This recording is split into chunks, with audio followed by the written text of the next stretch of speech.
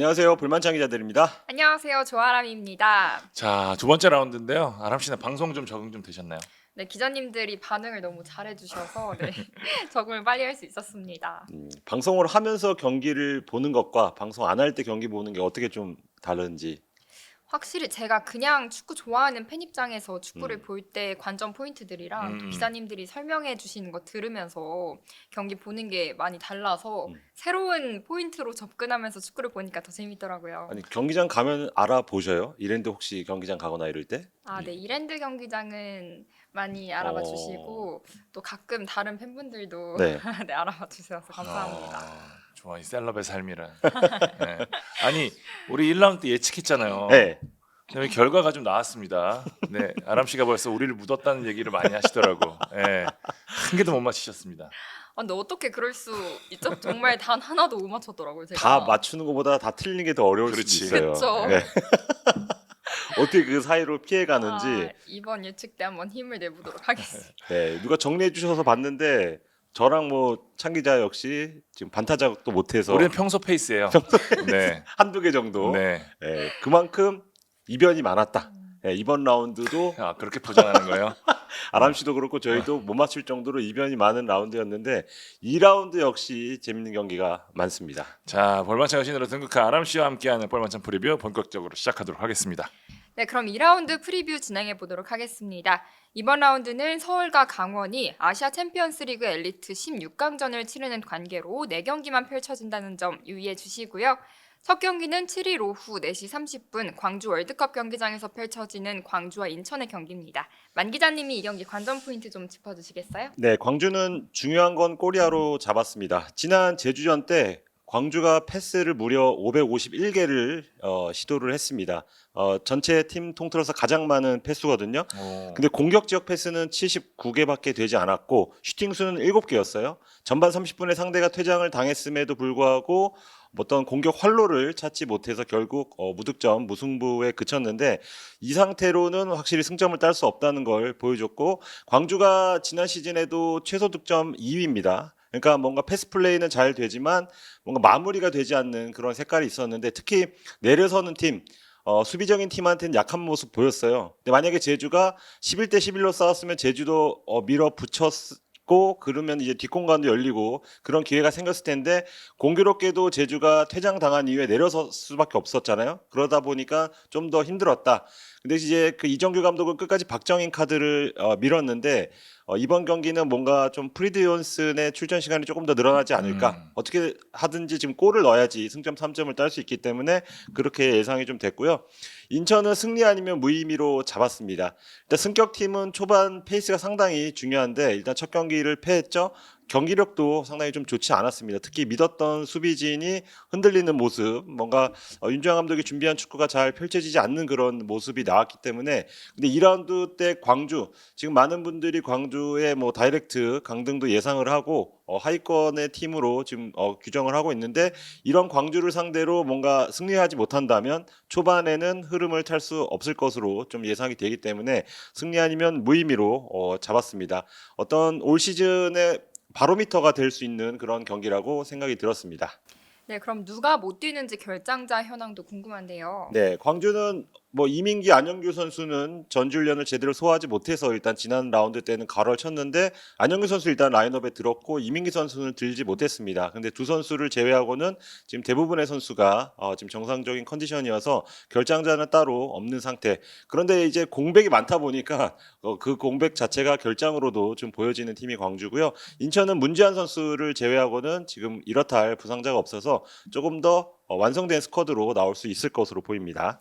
네, 그럼 지난 시즌 전적 비롯해서 이날 경기 체크해야 될 주요 기록 같은 게 있으면 함께 소개해 주세요. 네, 지난 시즌에는 인천이 K2를 누볐기 때문에 맞대결은 없고요.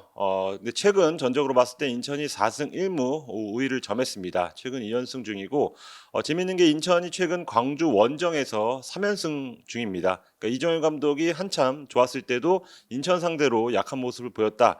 이렇게 볼 수 있고요. 그런데 광주는 지난 시즌에는 막판에 홈에서 무실점 3연승을 기록했습니다. 뭔가 이 광주 월드컵 경기장 바를 좀 누리는 그런 상태에서 시즌을 마무리했는데 그걸 이정규 감독의 홈 데뷔전에서 이어갈 수 있을지 지켜보면 좋을 것 같습니다. 네, 그럼 키 플레이어는 누구라고 생각하시나요? 네, 문민서 선수를 주목하고 싶습니다. 아마 경기를 보신 분들은 문민서가 저런 선수였어? 아마 이런 생각을 할 텐데요. 뭔가 이정효 감독이 쓰는 정호현 느낌 그리고 이정효 감독이 올 시즌 쓰는 김성주 느낌이 조금 나요. 중앙 미드필더로 배치를 했는데 원래 측면에서 많이 뛰던 선수거든요. 근데 뭔가 박투박으로 새로운 발견이라고 할 수 있을 정도로 제주전 때 활약이 상당히 좋았습니다. 패스를 한 개 빼고는 다 성공을 시켰고 인터셉트, 획득 이렇게 뭐 수비적인 기여도도 상당히 높았기 때문에 문민석 카드가 지금 선수 풀이 좁은 광주에 상당히 좀 중요해 보이고요. 인천은 정치인으로 하겠습니다. 서울전 후반 막판에 정치인이 들어왔을 때 인천 공격이 살아났거든요. 물론 뭐 서울 선수들이 지친 어떤 그런 흐름 속에서 투입이 된 것도 있지만 뭔가 정치인의 돌파, 크로스가 확실히 인천의 새로운 무기가 될 수 있다는 걸 봐서 이날 경기엔 정치인 카드를 조금 더 밀고 가지 않을까 예상이 됩니다. 네, 그럼 이제 피해갈 수 없는 예측을 또 한번 해보도록 하겠습니다. 먼저 찬 기자님. 저는 지난 라운드 때 사실 뭐 득점을 못하긴 했지만 광주의 경기력 자체는 나쁘지 않았거든요. 사실 인천이 지난 K2에서도 그랬고 위에서 누르는 이런 팀들 지배하는 팀들한테 그렇게 좋지 못했었어요. 그래서 저는 승리가 좀 어렵지 않을까 싶어서 저는 무승부하도록 하겠습니다. 만 기자님은요? 돌고 돌아서 결국은 가장 쉬운 선택을 했는데 저는 인천 승하겠습니다. 인천이 광주 원정에서 강하기도 했고 결국은 무고사 제르소가 광주 전에서 좀 차이를 만들 것 같습니다. 아람 씨는요? 저는 제일 기대돼. 저도 인천승 해보겠습니다. 지난번에도 인천승을 예측했는데 못 맞췄으니까 한 번 더 가보겠습니다. 광주 팬들 환호하는 소리가 들립니다. 네, 그럼 두 번째 경기로 가보겠습니다. 같은 시각 부천 종합운동장에서 열리는 부천과 대전의 경기입니다. 이 경기는 어떤 시각에서 보면 재밌을까요, 찬 기자님? 일단은 부천은 K리그1 데뷔전 데뷔승 그리고 첫 홈 경기로 했습니다. 일단 워낙 그 첫 경기 임팩트가 컸어요. 전북을 상대로 역사적인 첫 번째 K리그1 경기에서 그것도 역전승으로 원정에서 승리를 거뒀잖아요. 당연히 분위기가 좋을 수밖에 없고요. 그래서인지 사실 이영민 감독이랑 재계약한 지는 조금 됐거든요. 네. 이 발표 시점이 언제를 둘 건지 되게 궁금했었는데 그날 경기 승리하자마자 바로 올렸더라고요. 다시 말해서 이 기세를 이어가겠다는 의미거든요. 그래서 펼쳐지는 첫 번째 홈 경기에 당연히 눈길이 이어질 수밖에 없습니다. 왜냐하면 부천 팬들이 그토록 기다렸던 홈 경기거든요. 그러니까 아무래도 이 선수들 입장에서도 우리 홈 경기 첫 번째 K리그 홈 경기인데 팬들 앞에서 한번 제대로 보여주자. 우리가 무엇이 달라졌고 얼마나 좋아졌는지 보여주자는 이런 동기부여가 남다를 수밖에 없어서 부천은 일단 이 두 가지 키워드를 정했고요. 대전 같은 경우에는 시즌 첫 승으로 일단 꼽았습니다. 대전이 어쨌든 가장 강력한 우승 후보로 지목이 된 상황이고 슈퍼컵에서 아쉽게 진 후 첫 번째 경기 굉장히 공을 들였는데 사실 안양한테 좀 내용면에서는 좋지 못했어요. 물론 선제골을 넣으면서 이길 수 있는 기회도 있긴 했지만 전체적으로는 대전이 지금 흐름은 원하는 대로 가고 있지 않거든요. 이 흐름을 반등할 수 있는 거는 승리밖에 없기 때문에 첫 승을 꼽았고요. PK 징크스까지 꼽은 게 지금 슈퍼컵 그리고 두 번째 치르는 안양전까지 모두 PK를 놓쳤단 말이에요. 어쨌든 그 두 경기 모두 다 대전이 흐름을 바꾸거나 승리까지 이어갈 수 있는 기회를 PK 때문에 넘지 못했다는 거는 이건 계속해서 굉장히 부담스러울 수밖에 없는 상황인데 일단은 주민규 선수가 1번 키커긴 한데 두 경기 다 주민규 선수가 빠진 다음에 얻었단 말이에요. 그러니까 이날 경기는 과연 어떤 일이 벌어질지 만약에 주민규 선수가 빠졌을 때는 누가 찰지 이 부분도 중요한 포인트가 될 것으로 보입니다. 네, 이날 경기에는 어떤 선수들이 뛰지 못하나요? 일단 부천은 말씀드린 대로 김규민 선수는 올 시즌 거의 힘들고요. 바사니와 가브리엘 선수는 일단 괄호로 표시해놨습니다. 바사니 선수는 제가 지난 리뷰 때 말씀드린 대로 뒷근육이 좀 좋지 않아서 본인은 좀 의지를 드러내고 있다는데 일단 이영민 감독은 크게 무리하지 않을 생각을 갖고 있지만 또 좀 나아지면 상황이 달라질 수 있어도 후반 교체도 가능할 수 있으니까요.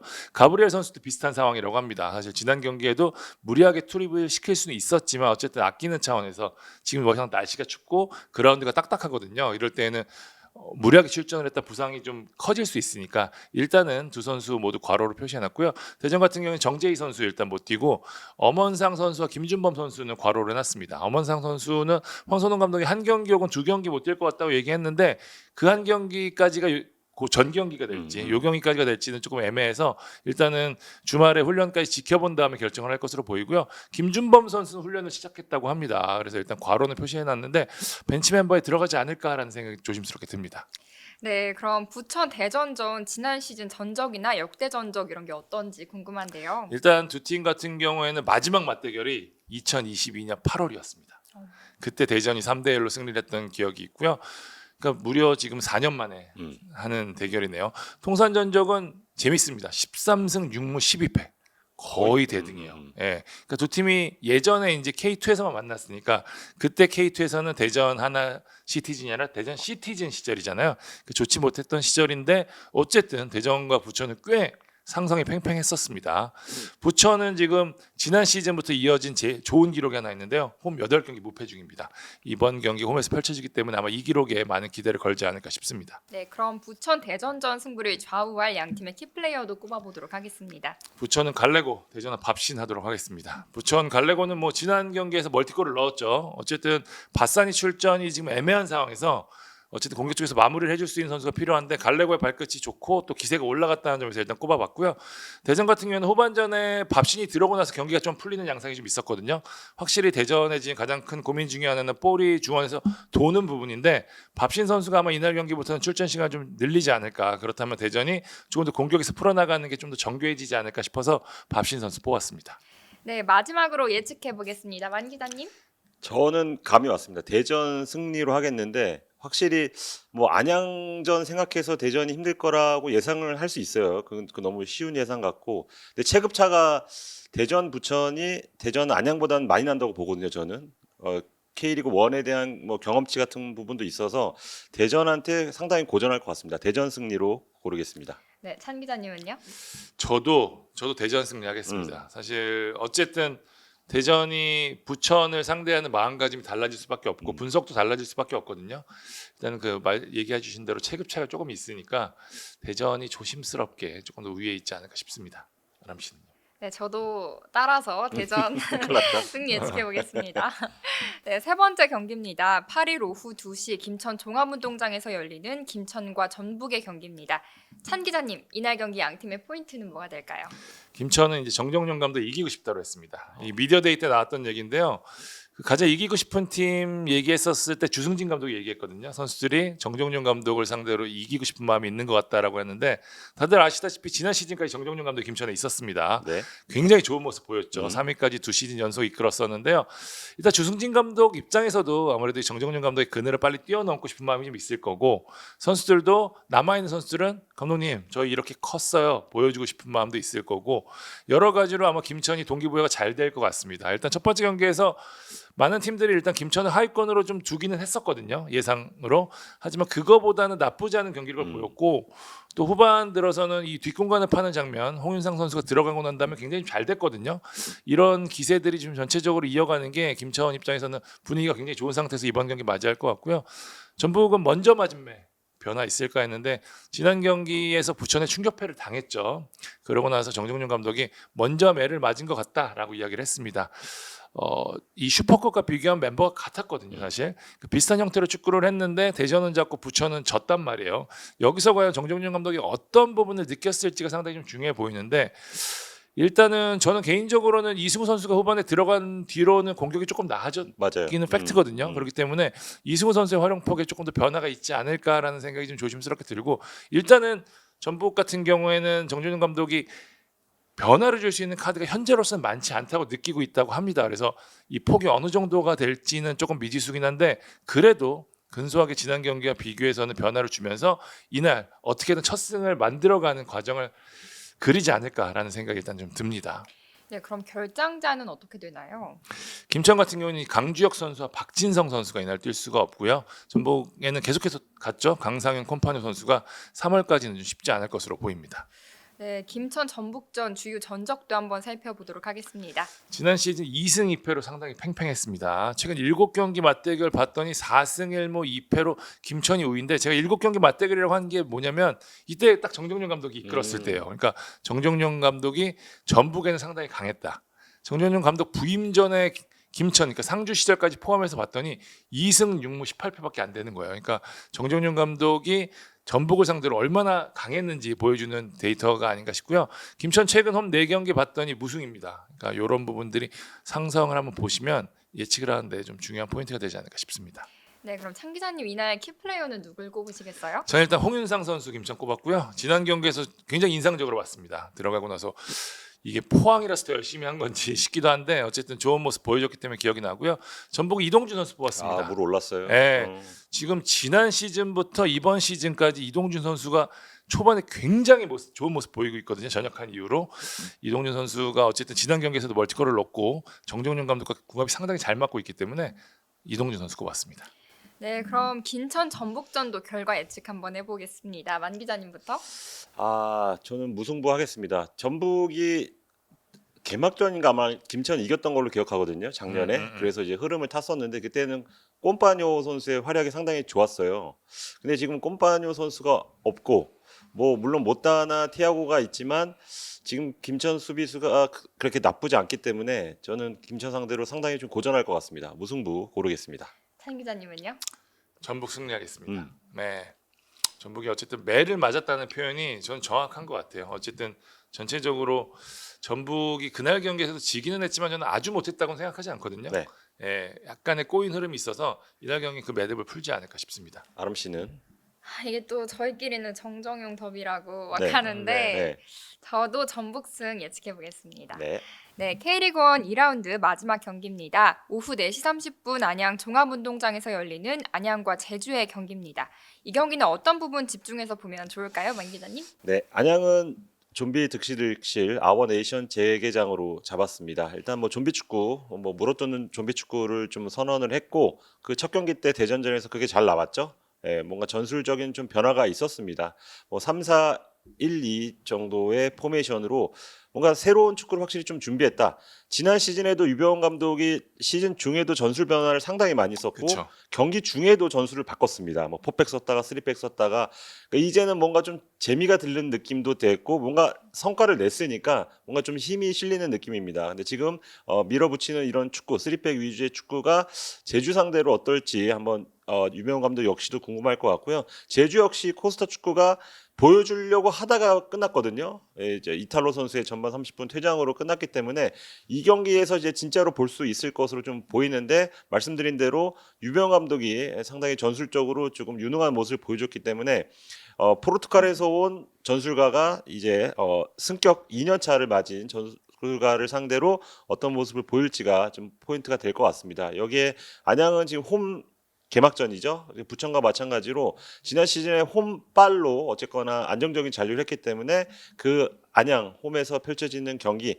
제주는 안양 원정에서 약했어요. 작년에 2번 원정 가서 다 졌습니다. 안양 상대로 지금 1승 3패를 기록했거든요. 근데 그 3패가 모두 스코어가 1대2가 나왔다는 점도 유념해 보시면 좋을 것 같습니다. 만약에 코스타 감독이 안양 원정 징크스를 깰 수 있다면 제주 역시 초반 흐름을 탈 수 있는 그런 경기가 될 것 같습니다. 네, 그럼 결장자 현황도 살펴보겠습니다. 네, 안양은 결장자 이렇다 할 결장자는 없고 일단 아일톤 선수를 좀 주목을 하고 싶어요. 아일톤 선수가 지난 경기 때는 이제 뛰지 않았지만 일단 훈련 때나 지금 관계자들 사이에서는 상당히 좀 유명하거든요. 비자도 받고 네. 몸 상태가 조금 애매했었는데 뭐 지금은 괜찮다고 합니다. 네, 굉장히 빠른 선수. 오히려 야구, 지금 팀을 떠난 야구의 상위 호환 버전이라는 평가도 있을 만큼 좀 측면의 속도를 높여줄 수 있는 선수. 좀 최건주 선수도 상당히 좀 좋았거든요. 그러니까 두 날개가 가동이 된다면 제주 측면을 괴롭힐 수 있을 것으로 좀 예상이 되고요.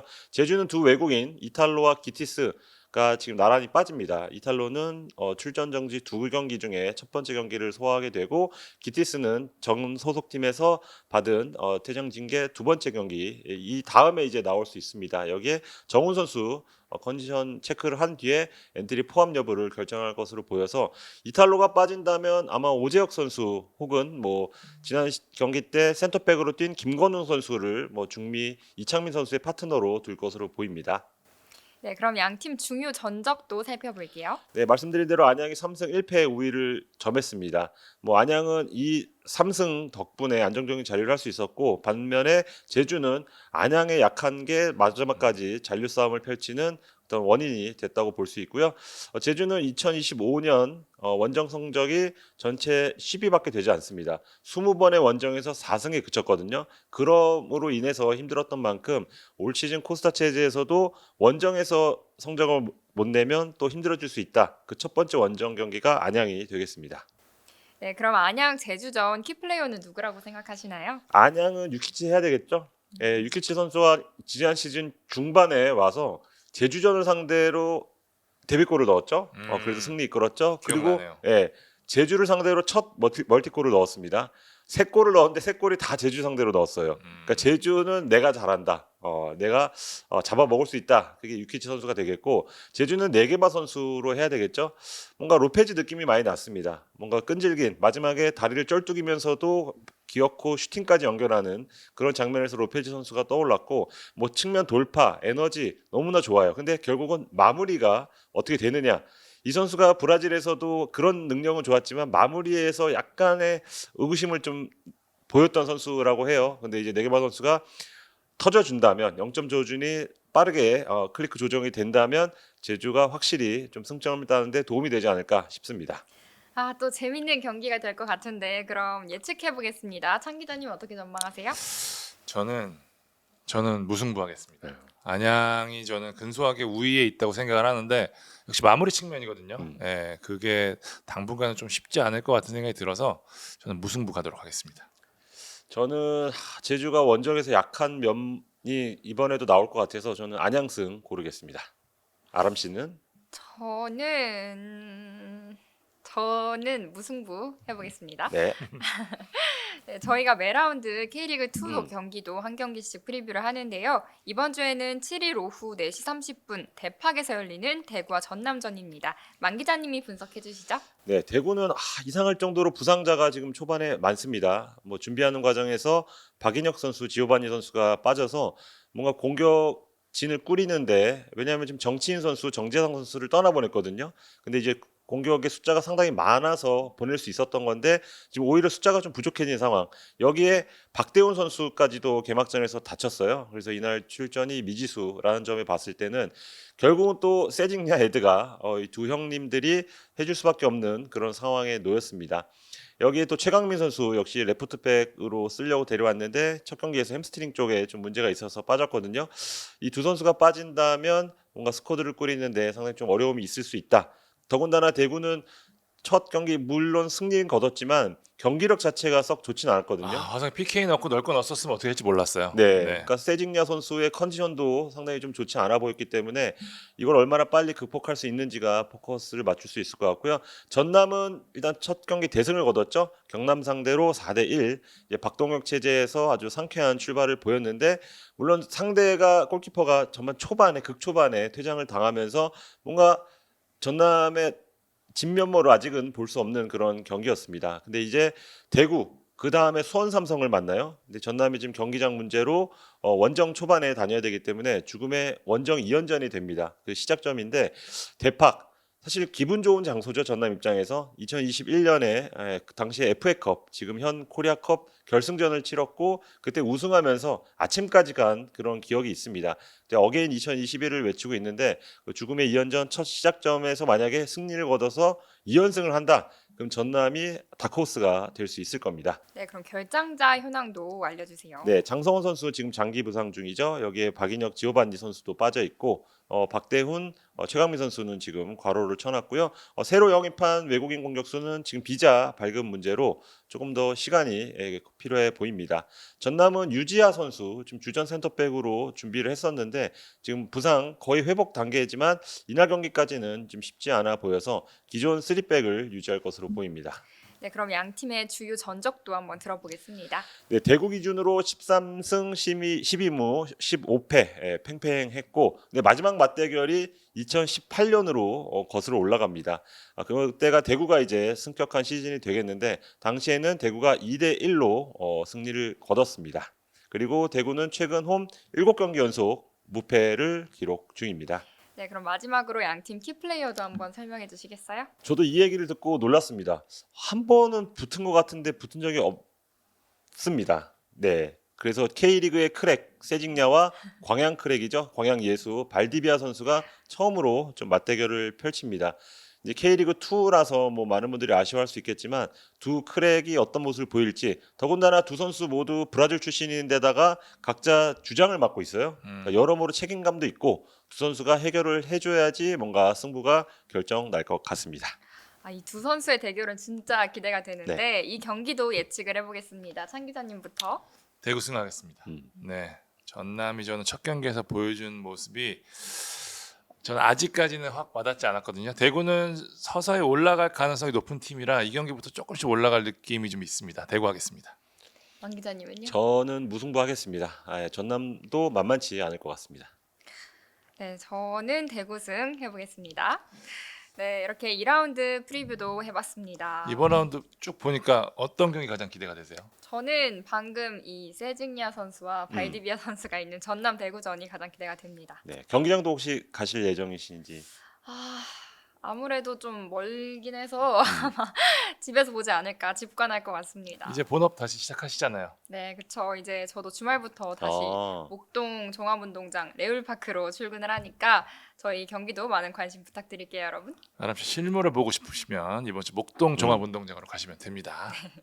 네, 자 이번 라운드도 대박 관중, 대박 경기 기원하면서 방송 마무리하겠습니다. 지금까지 뿔만찬 기자들 그리고 조아람이었습니다. 감사합니다. 감사합니다.